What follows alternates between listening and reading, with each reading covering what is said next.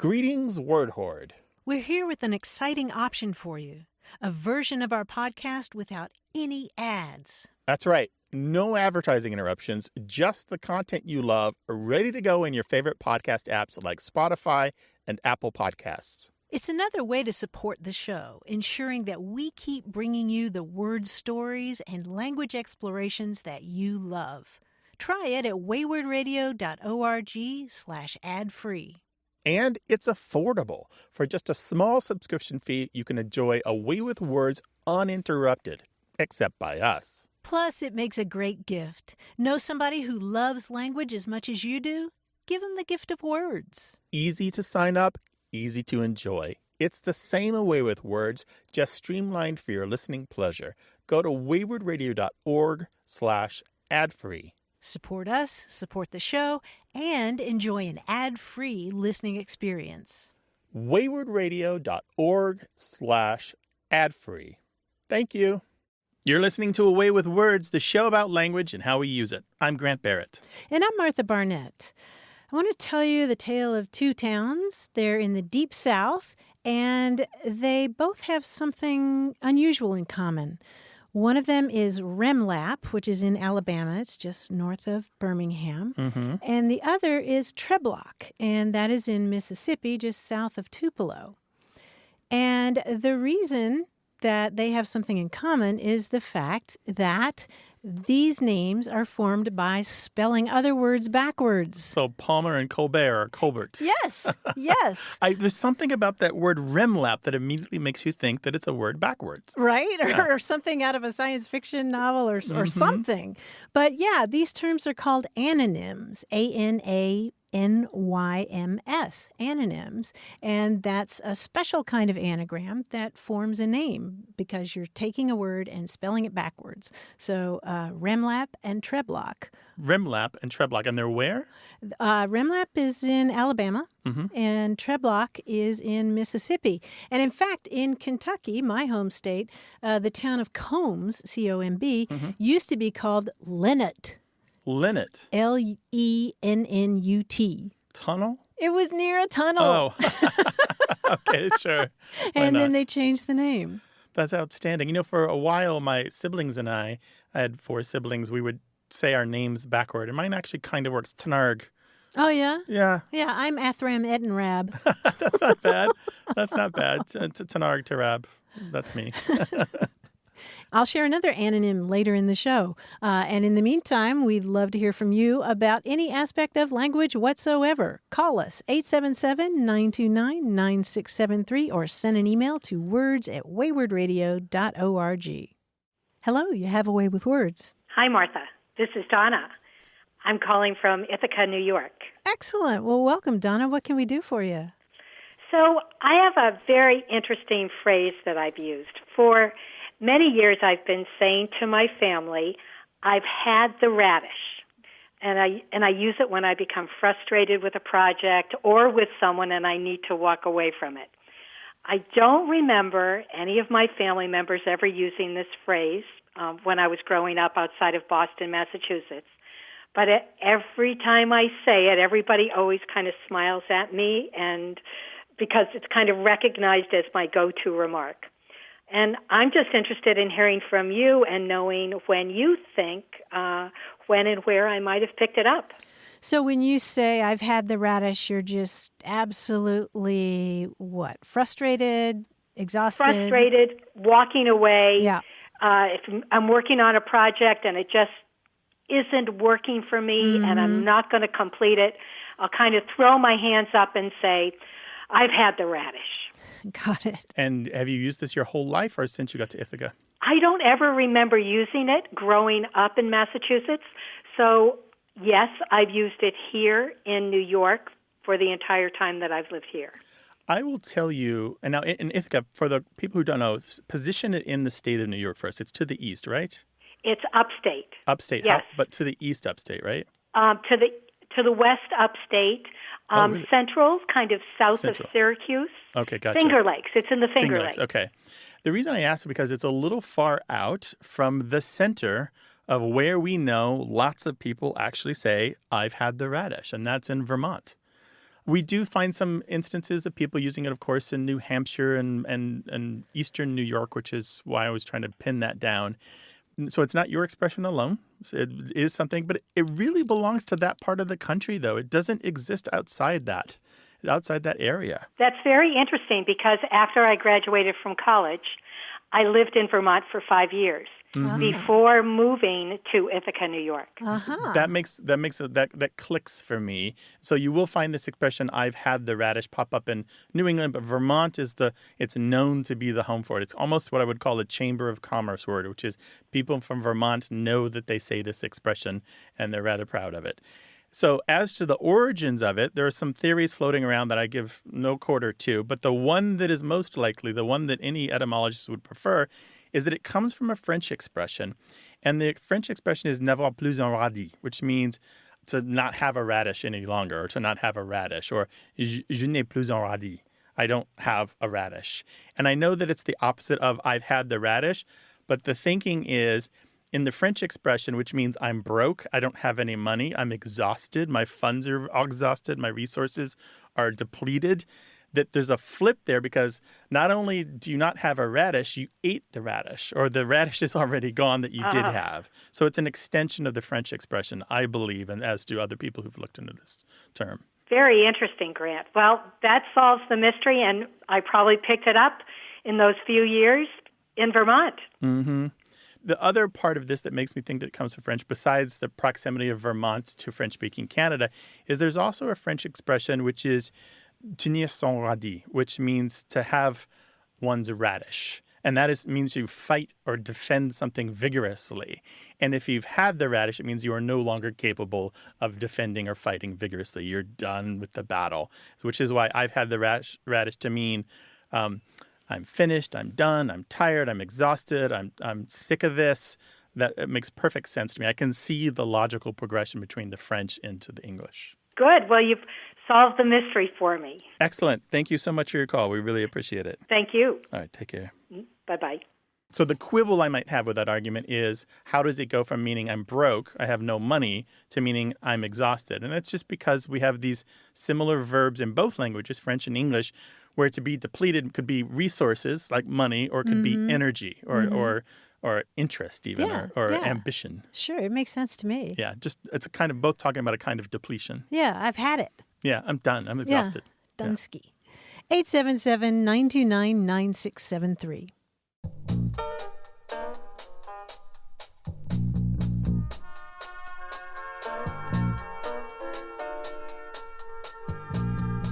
We had a conversation a few weeks ago about how you talk about your age once you start getting up there. How do you describe how old you are, and euphemistic ways to say it. And people suggested 50 plus, or I'm a member of the 600-month club. You remember that one? Or I'm 29 plus shipping and handling, that kind of thing. We got a voicemail from Gene Teriak in Greenwood, Indiana, who said that his mother-in-law used to say, "I'm at that cute age." And so he and his wife have started using that as well. I'm at that cute age. Right. So you don't have to give an answer. Nobody needs the number. They just need to know that you feel good about yourself right now. Right, right. You're used to using that about little kids, right? 6 or 7 or 2 or 3. They're at that cute age. But I'm at that cute age. No, that works for any decade. Right. Yeah. You can be at that cute age anytime. Talk to us on Twitter at WAYWORD. Hello, you have a way with words. Good morning. This is Eleni Wagner, and I'm from Fort Atkinson, Wisconsin. Welcome, Eleni. What can we do for you? Well, I have a friend who refers to me as being a clothes horse. And where I grew up, that was not a compliment. She means it as a compliment. And where she grew up, it meant somebody who could wear clothes well or dressed well. Where I grew up, if you referred to someone as being a clothes horse, it was not exactly derogatory, but it was like, well, they spend a lot of money on clothes. They're kind of obsessed about clothing all the time. And my friend is from Pennsylvania, and I'm from Wisconsin, so I don't know if that's part of the difference. Did you take great offense when she said that, or was it just a little subtle thing? Kind of like one of those little jabs, you know? I'm like, Ah. oh, wait a minute. So I finally said something, and she said, well, I mean that as a compliment. Where I come from, that's a compliment. And I'm like, so I always, every time she does that, I have to kind of take a deep breath, and it's like, okay. She means that you wear the clothes well, that you look nice and you wear nice clothes, right? Right. Yeah, you're stylish. I've seen it as positive, but by far and away, it's usually negative. Throughout the history of the figurative use of clothes horse, it's almost always poking fun at somebody for spending too much time and money on their appearance. Well, and that's how I always took it. Yeah. But we do find off and on throughout history it's kind of neutral because there are circles of people where spending a lot of time and money on your appearance is a good thing. It is the way that you were meant to present yourself to the world, particularly for women. There's parts of our culture where even now that's the thing that you do. You spend money on clothes, and maybe they wouldn't see clothes horse as derogatory. It just meant that you looked nice, you dressed nice. They hang nicely upon your frame. And you know what a clothes horse is, right, originally? No, I don't. Oh, okay. This is a drying rack for clothes. This is a kind of a frame that you wash your clothes by hand, perhaps, and then you hang them on the frame so that there are no creases or knobs or bumps in the wrong places, so that they dry flat or dry straight. Was it in the shape of a horse, and that's how that came about, or Roughly, what? it's got 4 legs. It's kind of like a sawhorse. It's got 4 legs and roughly like a backbone or a spine, and there are a variety of different shapes for these, but generally they sit on the ground on 4 legs. Yeah, it sort of has that same function as a horse when you think about draping a blanket over a horse. Very good, yeah. Our word easel has the same idea in it. It comes from a Dutch word that means donkey. Oh, easel. Because it bears the it bears the weight of the painting. Okay. Yeah, I've always had a sense of clothes horses being a little bit, just like you put a little bit too much emphasis on clothing. Mm-hmm. It's not just wearing your clothes; it's showing them off. Okay. Well, like I say, every time she says that, it's like, okay, she means it as a compliment, and because I don't think of myself that way. Yeah, but it sounds like she was using it admiringly. So if right? she's a true friend and not a frenemy, take her word for it and just accept it as a compliment. And I'm working on that. All right. Eleni, thank you for your call. We really appreciate it. Oh, thank you so much. All right, take care. Have a now. good Thanks day. for calling. Bye. Bye-bye. Bye. We were talking earlier about the word radish, and as a matter of fact, I was talking about the word radish over sushi the other night with some friends. It goes all the way back to the Latin word radix, which means root, and the stem of that word is radic, which is the root of a lot of other cool words, like, for example, radical. If you're radical, you have this something really fundamental about you. Or if you talk about the square root of, say, 4, that's radical 4, which is 2, right, in mathematics. And another word that's related to that whole linguistic family is eradicate. If you eradicate something, you pull it up by the roots. Oh, nice. I hadn't thought of that. Yeah. So if I'm skating really well on my skateboard and I say, that was radical, it goes back to having good roots? No. It's gone a ways. It's taken a journey since Taking a that. journey. English will do that. English is rad. Come take a journey with us, 877-929-9673.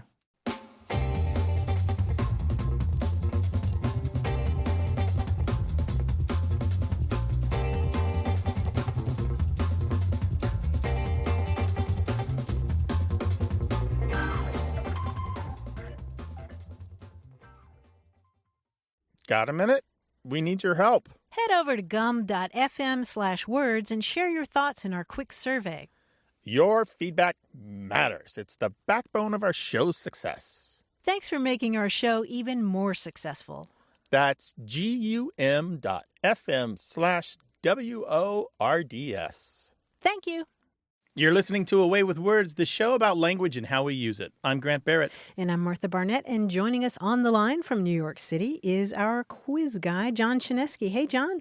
Hey, Martha. Hi, Grant. Hey, bud.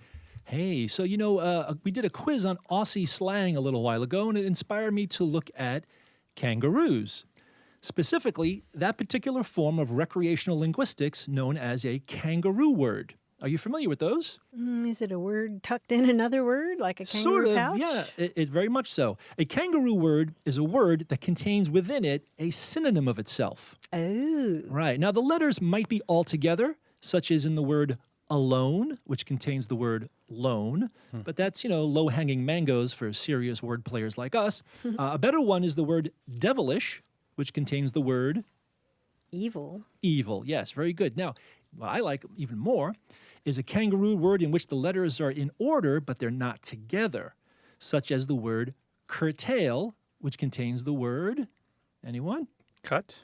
Cut, yes, C-U-T, right there. Oh, So now you know Lord, okay. how a kangaroo word works. So we're going to work with just those kangaroo words where the letters are in order, but they're not together. Let's see if you can tell me the Joey words, that's what they're called, inside each of the following kangaroo words. You might need a paper and pencil for this one. It'll help. Ready? Here we go. The first word is respite. Rest. Rest. Yeah, that was pretty good. Next one is observe. See. C, yes, S-E-E. Very good. Let's try honorable. Able? No. No.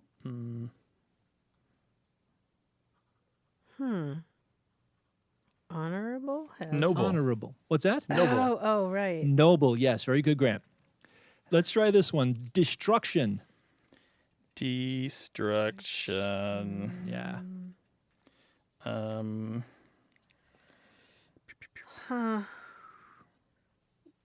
Ruin. Ruin is correct. Yes, very good. I kept trying to work with that C. This one might be a little challenging too. It's another three-letter word you're looking for. The kangaroo word is substandard. Substandard. Good gravy.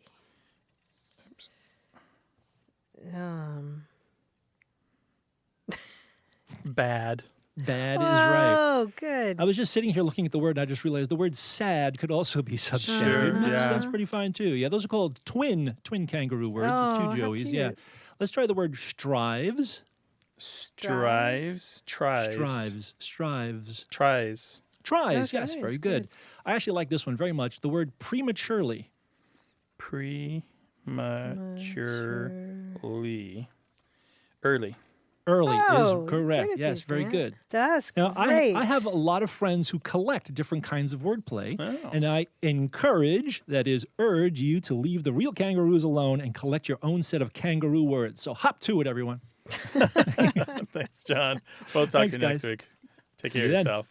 Well, we are interested in bending your brain. If you've got a question, we've got answers. 877-929-9673 or email words@waywardradio.org.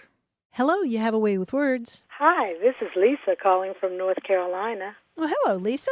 What can we do for you? And where are you in North Carolina? I am in Wilmington on the coast. Oh, Lovely. How can we help? I am calling to ask about the phrase, who struck John? My grandmother, who was born in 1905 in Baltimore, used this phrase when I was a child, and I always thought it meant confusion, foolishness, or bad behavior. If my friends and I were cutting up in the house, she would say, we're not going to have any who struck John in this house, and that meant be quiet and settle down. At least that's what we thought. I was wondering where the phrase came from, if you knew, and if it's just a black community thing, because one of my friends who grew up in North Carolina, she said that she heard that phrase growing up as well. Wow. There's a lot here that I love. One is I love the expression cutting up to mean fooling around or cutting a dido or messing about. So traditionally, Who Struck John describes a situation where there's a lot of blame to go around, but nobody can really come to an agreement as to who is at fault. You might find it in politics, for example. So Who Struck John is about an argument that goes nowhere or a debate that has no end. So I think what your grandmother, was your grandmother? Yes. I think what she was saying was, I don't care who started it. I don't want to hear your arguments. Just stop it. It's not necessarily a black community thing, although there's no reason it couldn't also be a part of that. It dates at least to the early 1900s, but there's a really two curious things about it. It had a resurgence in the 1950s after World War II when kind of modern American politics really got started and these big national debates that we're still fighting now started to happen. And there was a newspaper columnist by the name of Jimmy Cannon who had a book published in 1956 that used the title Who Struck John? And he apparently was very fond of the term. So you'll find, if you look in newspaper databases, you'll just find Who Struck John everywhere, even when they don't mention his particular book. But earlier than that, the interesting thing is, before Who Struck John, people didn't say Who Struck John. They said, Who Struck Billy Patterson? And we don't know who John was, and we don't know who Billy Patterson was, although there's been a lot of speculation that I won't go into. But the Billy Patterson version of the saying, exactly the same meaning, like a lot of debate, a lot of argument that can never be resolved, dates to the 1840s. And that, by the way, probably comes from a minstrel song that was sung on stage by black performers. I don't have that song with me, but apparently in the song, somebody is trying to get to the bottom of who hit his brother.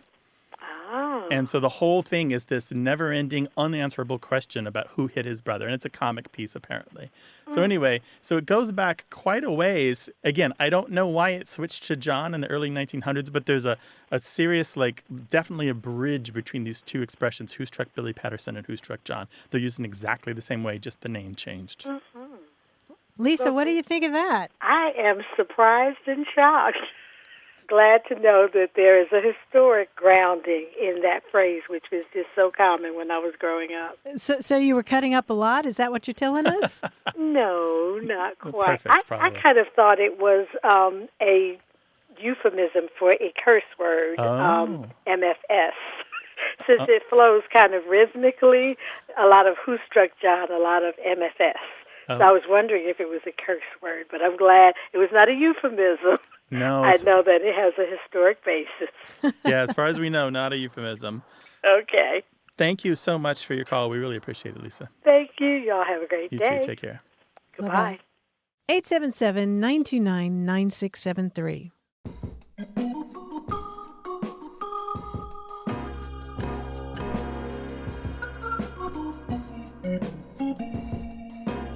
Here's a lovely quotation that's attributed to Sigmund Freud.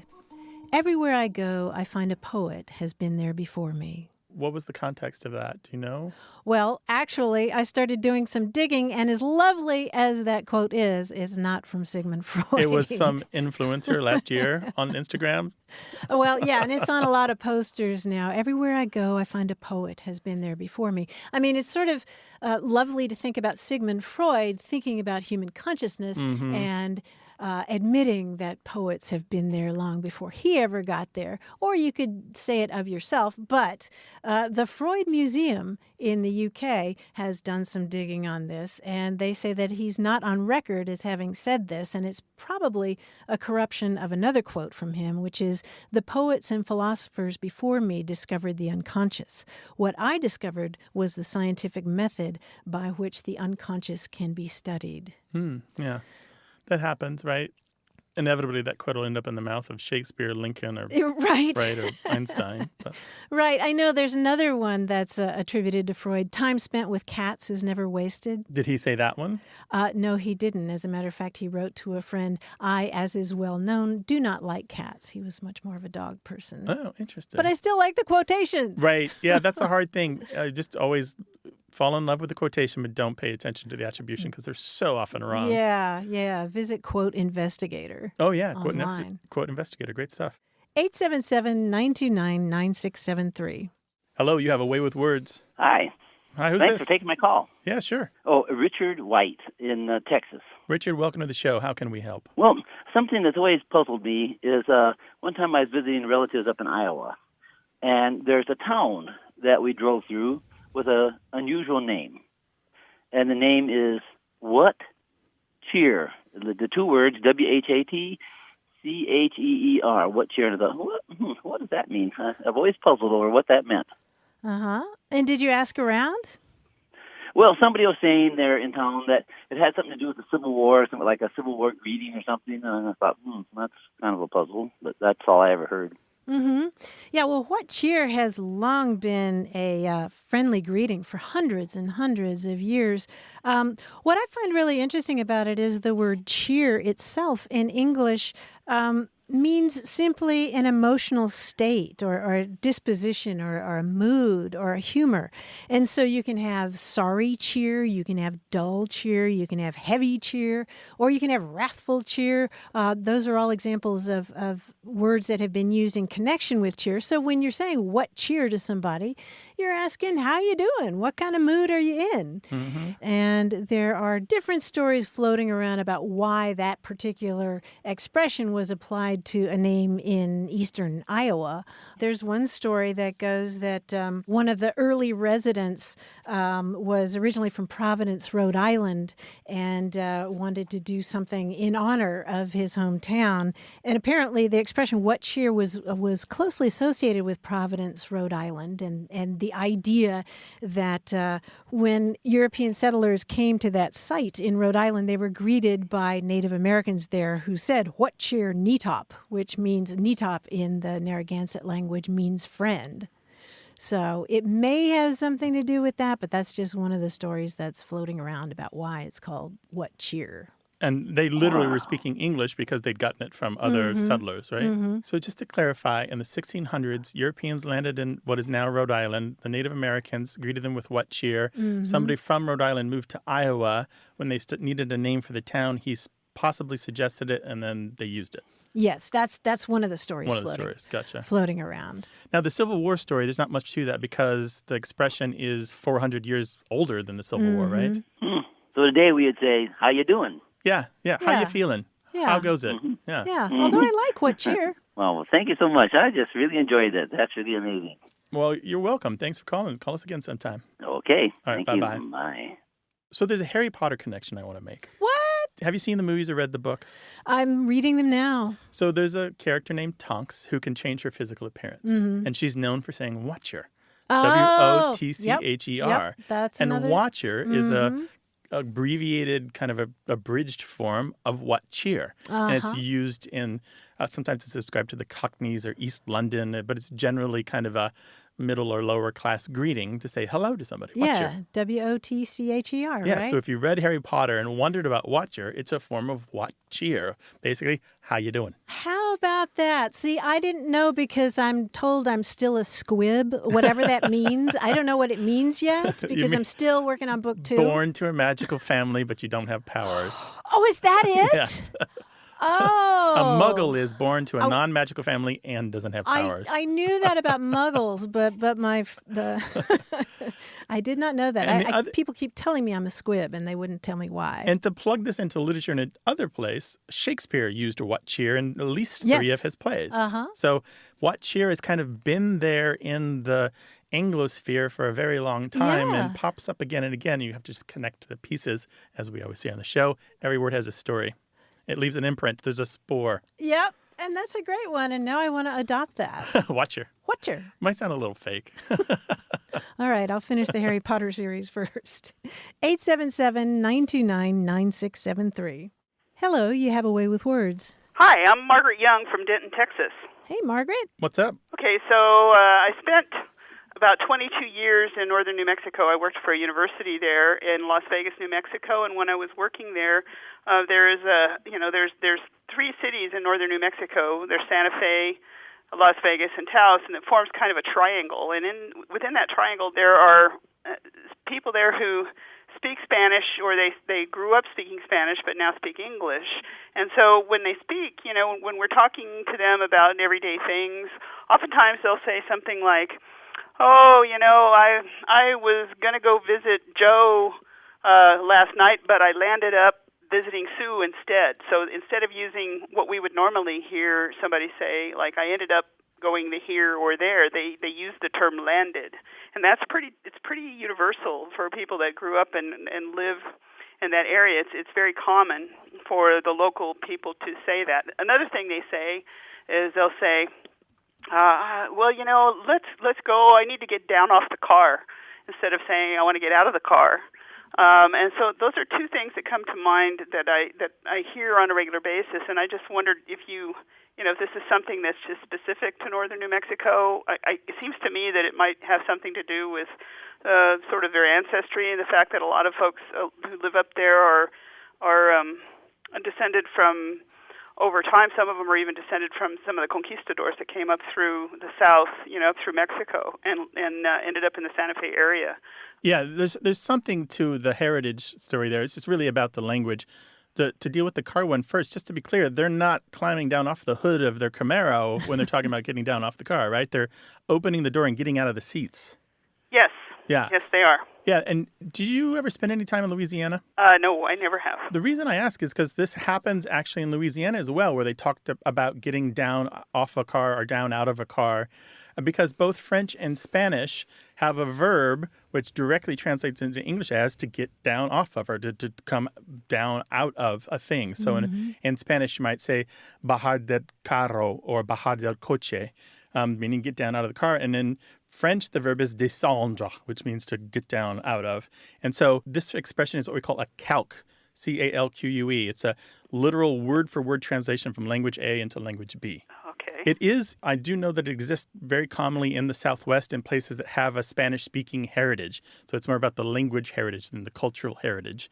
And it also exists in Louisiana independently, and they came up separately.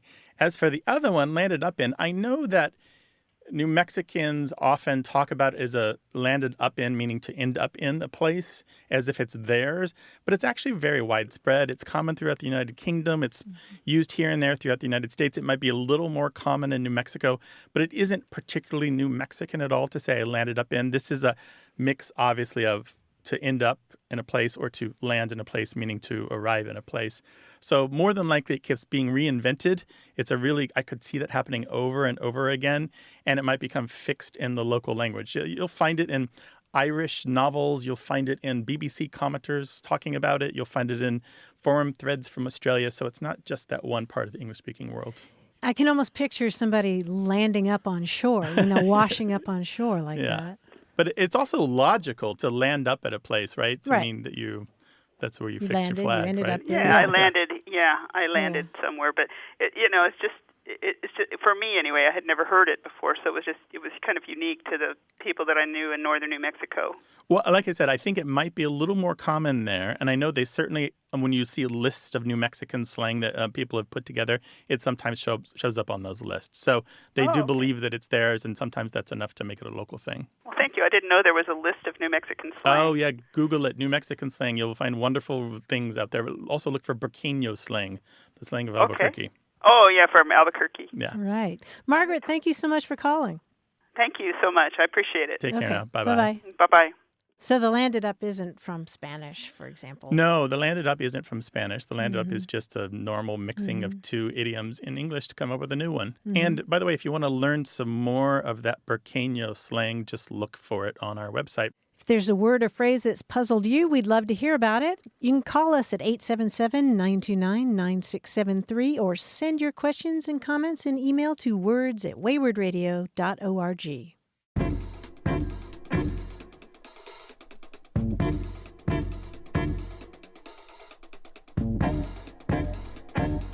More about what we say and why we say it, stay tuned to A Way with Words.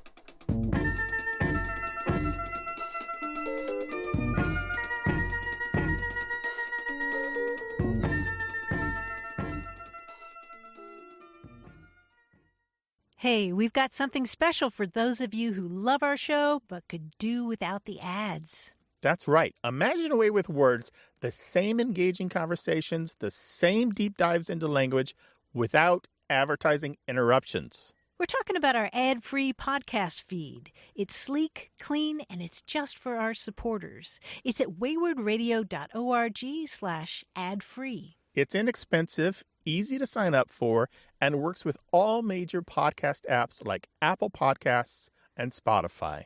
It's an affordable way to support the show and get a seamless listening experience. And if you're feeling generous, why not give a subscription to another A Way with Words fan? That's waywardradio.org/ad-free. Sign up today. Your support means the world. waywardradio.org/ad-free. Thank you. You're listening to A Way with Words, the show about language and how we use it. I'm Grant Barrett. And I'm Martha Barnett. And speaking of Martha, I was always pretty comfortable with my name But I remember really clearly the first time I looked up the meaning of my name in one of those baby name books, Yeah. and it said that the name Martha means ladylike. Yeah. I was horrified. I mean, it comes from an Aramaic word that means lady Yeah. or housekeeper, because the story of Martha and Mary in the Bible is about Martha being, industrious, very domestic. And so I was horrified to see that my name meant ladylike, because I was a tomboy and climbing trees and playing touch football with the guys in my neighborhood. But my mother told me that it was an old-fashioned name and that it was going to come back in style someday. And when I was born, it was the 63rd most popular name in the country, and now it's about the 750th. So I'm still waiting for it to come back.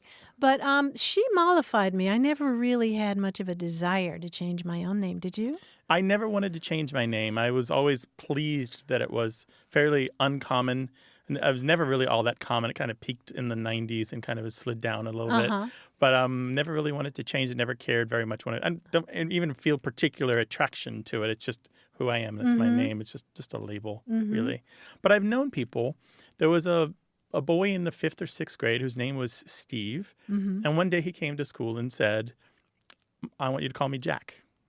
And he decided, and his mom had decided that they were going to call him Jack. He'd said something about his mom said he looked like Jack Kennedy. And I think there might have been more to the story. But it's odd when somebody changes their first name around you and you have to start and restart and just kind of catch yourself saying, and when you should be saying Jack, right? Just interrupt that first old word. Yeah, I have a friend who recently tried on a different name.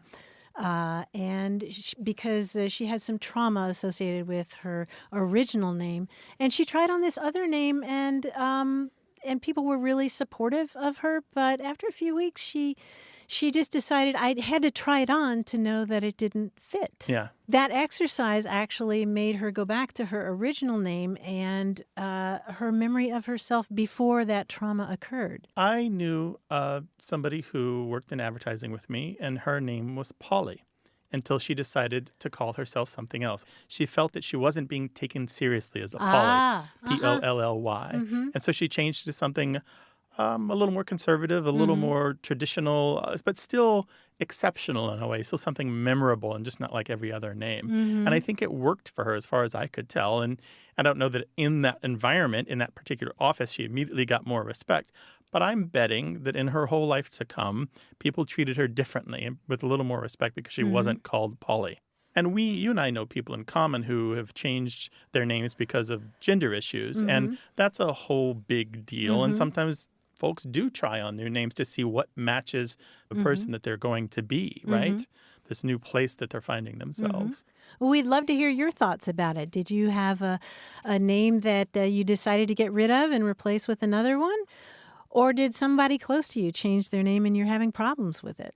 Give us a call, 877-929-9673, or send your stories in email to words@waywardradio.org. Hi there, you have a way with words. Hello, good morning. My name is Marcos Cavuzzo, and I'm from San Diego, California. Ah, welcome. What can we do for you? I just had 2 questions today that are related to sports. I'm an avid sports fan, and I'm also a personal trainer. And one of the examples is when an announcer will use the word English in a sport, having a ball. If a player puts an exaggerated spin on it to make it curve a certain way, they might say with some astoundment, wow, there was so much English on that. And I was just wondering a little bit about the history of how that got started. That's a great one. And so are we to understand that English on it means that it did something unusual? Yes, a extra dramatic spin of some sort to make the ball go in an unusual way. Right, yeah. It comes from billiards or snooker or pool or other games like that are played on the felt tables with balls and cues, that sort of thing. And it supposedly comes from the fact that the British players of snooker and games like that were the first to really understand how to use the spin of a cue ball in order to do new crazy things on the table. And they brought it to the United States, where we started calling that effect on a ball English after the English themselves. Now, there are other theories that I think hold no water that you may find out there, but this is the most solid one that we have the most evidence for the furthest back. All the other theories are new, and there's surmises that don't really have evidence, so I won't get into them. But have you heard of body English as well? No, I have not. So body English is also sometimes when somebody contorts their body to do something extraordinary, thinking about somebody going up for a layup, and in order to get around their opponents, they've got to twist and turn to kind of really put that ball in the basket. That's called body English. But there's another kind of body English that I really like, which is the one where you've already thrown the ball or the dart or whatever, and you're waiting for it to do something, and you're moving your body and your arms as if somehow you can control it from afar. Oh, yeah, when you go bowling. Yeah. You're Stand behind a bowler. You're bowling, and you're like twisting your body to make the ball move. That's body English as well. It doesn't actually have any effect, but we all do it, don't we? Yes. So that's what we know about English, putting English on it. So I was just wondering, maybe it had to do with if English people were causing bad deals by spinning the truth or something like that. But No. did you find anything like that? No, not at all. And it goes back to at least the mid-1800s, and it's from the very earliest days. It's from billiards or snooker or pool or similar games. Oh, okay. Yeah. Thank you. And my other question is sports-related. When an announcer will use the word mustard, if a player is receiving a pass and it has been thrown too hard where they cannot control it and they end up dropping the pass, either fumbling it or hitting it out of bounds, they will sometimes say there was a lot of mustard on that one. Yeah. What was that? 2016, I think we talked about that on the show. You can look it up on our website, but the short version is to put the mustard on a ball means to add a little spice to it. Think about spicy mustard and the little bite that it has, the tang, the oomph. So it's just really using the food metaphor to mean something sharp's happening there, something really pungent and pointed. Yeah, you're not adding yogurt to it. No. You're adding mustard. Yeah, mustard. That's it. Yeah, I thought that it might have something to do with spice, but I was also wondering if there was any evidence for maybe in baseball they've had different cases of pitchers using grease on the ball. Yeah. And then I was thinking maybe like a dark brown granular mustard may have been used as a way to grease the ball sometime. I think once that ball ended up in the umpire's hands, that he would smell it, right? Oh, yeah. Oh, great. As far as I know, there's no evidence for that. The best source that we know for all baseball language is Paul Dixon's Baseball Dictionary. So if you have that, he's got a solid entry on mustard. Okay. So it was usually first used in baseball? Yep. Comes from baseball, and it's been used for many decades. Okay. Well, So thank there you you very go. much. Marco, thank you so much for your call. We really appreciate it. Yeah, thank you so much. I love your show. Thank you. Take Thanks. Bye-bye. care. Bye. 877-929-9673.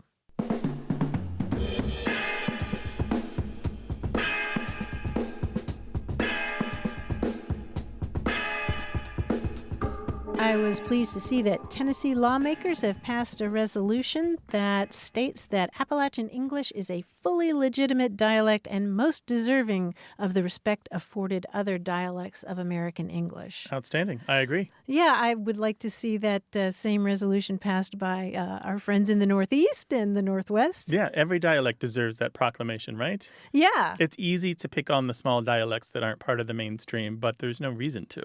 right. 877-929-9673. Hello, welcome to Away with Words. Hi, this is Amanda Hooper calling from Evansville, Indiana. Well, hello, Amanda. Welcome to the show. Hi, Amanda. Thank you. What's up? Thank you. What can we do for you? Well, I am calling with a question regarding a phrase my mother often used when I was a child. And when I was growing up here in southwestern Indiana in the 1980s, my mother would, we'll say, encourage my sisters and me to hurry. Say if we needed to leave the house for an appointment or finish a chore, she'd encourage us by telling us to hoop it up. She'd say, "Hoop it up, girls," or "Amanda, hoop it up," and then we'd know it was time to get moving. And now it's funny because my married name is now Hooper, and I use it with my own two kids nowadays. But I've never heard anyone other than my mother use this phrase. Of course, you hear it referencing basketball, but my family has not been involved in sports or specifically basketball. And when I asked my mother about where she got it, she said her grandmother, so my great-grandmother, would use it in the same way toward my mother and her siblings. Uh-huh. And she's not sure otherwise where it comes from.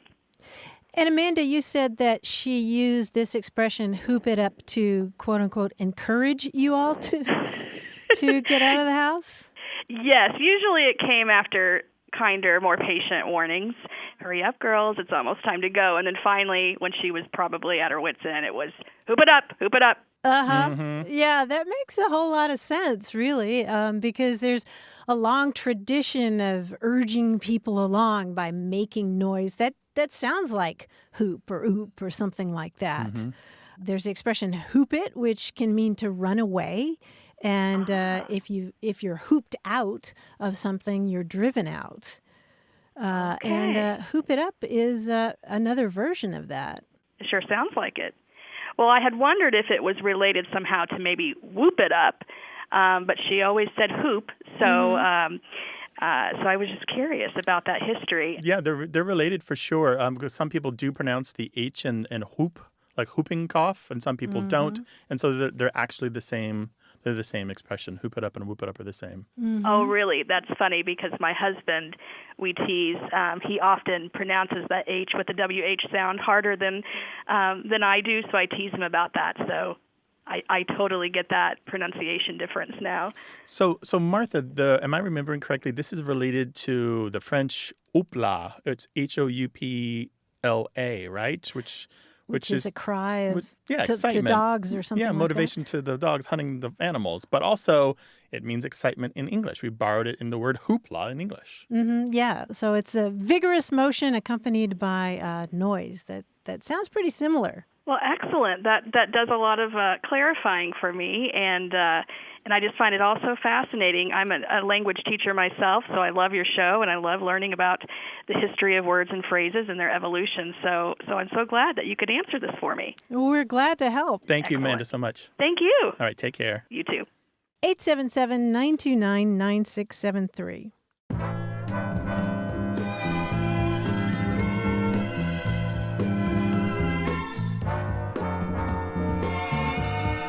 Someone with the Twitter handle NonKing said, 20 years ago, my friend Paul asked me, what's the word for a serving dish that's shaped like the dish it's going to serve? I still don't know the answer. Wow. Well, pickle dish shaped like a pickle? Yeah, or a fish plate that Shaped like looks a fish? like a fish. Yeah. Or Or the turkey plate that has a turkey on it. Uh-huh, yeah. Is there a name? I am not aware of one. This is one I thought I would throw out to our listeners because I'm not sure. The only thing that I could see that was remotely like that is epimorph, which is defined as a hollow shell or mold left by a mineral that had overgrown an initial mineral which is dissolved away. That's what somebody suggested, but it might just be a fish plate. Fish plate. Yeah. Roly-poly Sometimes fish a fish plate is just a fish plate. 877-929-9673. Hello, you have a way with words. Hello, this is Mark Williams from Texas. Where in Texas are you, Mark? It's a big state. Louisville, Texas. Okay, Louisville. Welcome to the show, Mark. What can we do for you? As a young man, cartoons used to only be on Saturday morning, and then sometimes a show on Sunday nights would show like Walt Disney cartoons. There's a lot of cartoons that they had like automobile gags and like old-timey cars and just like driver safety kind of cartoons. And every once in a while, someone would do something as a mistake, and I guess another driver on the road near them would zoom past them and say, "Sunday driver." And I always wondered what Sunday driver, what that meant and where that originated from, because I would rather do that than some of the other gestures and things that people shout in traffic. That's true. Those are pretty clear. We know what those mean. Mark, you've been holding on to this question for a very long time. There haven't been regular Saturday morning cartoons for decades. Yeah. And unfortunately, a lot of the serials that were around at that time have gone out to pasture as well. Yeah, but you're bringing back memories for me because I can picture these cartoons where somebody, the window's down and they've got their arm out the window and they're shaking their fist and they're saying, Sunday driver. And the car's always chugging. It's always blowing a little too much smoke and steam, right? And kind of bouncing like a jalopy. Yeah. Yeah, the Mel Blanc sound effect, right? That's really good. The horns that go, like that. Yeah. The oogas. Yeah, and the expression Sunday driver is really pretty straightforward. It's those people who drive on Sundays, not like the other working stiffs who are commuting to work. So they only drive on Sundays, or they drive like it's Sunday? Just a leisurely, sort of like Mr. Magoo, just kind of leisurely driving around and don't necessarily have a destination like the rest of us. There was a column in a set of newspapers back in 1928 where a guy was complaining about the Sunday driver, and they described him as the Sunday driver is he who gets razzed by all of us old veteran drivers on Sunday. He doesn't go out during the week to practice. When he gets out into the heavy traffic on Sunday, he winds up in the ditch if he doesn't chase other drivers there first. And it just goes on and on and on, complaining about these drivers. And of course, back in the 20s, automobiles hadn't been around all that long, and you're still trying to figure out how to work them and not end up in the ditch. But you're connecting to the point that I think needs to be made, which is the term Sunday driver predates automobiles. It comes from horse and carriage days. Right. Yeah, so you might, the driver of a coach or the driver of a wagon could be called a Sunday driver because they spent 6 days a week on the farm and 1 day a week they drove to church or drove to town. And just kind of moseyed there. Yeah, kind of moseyed. So you have like the banking stagecoach passing by the little house on the prairie buggy as they're going in. Yeah, we go. That's it. Exactly right. Yeah. Yeah, and the idea of Sunday, too, has historically been associated with leisure, like a Sunday poet or a Sunday golfer. Yeah. Somebody who just does it once in a while, but not as a pro or even as a way to get good at it. Kind of like a weekend warrior, I guess, today. That person who goes out and exercises once a week.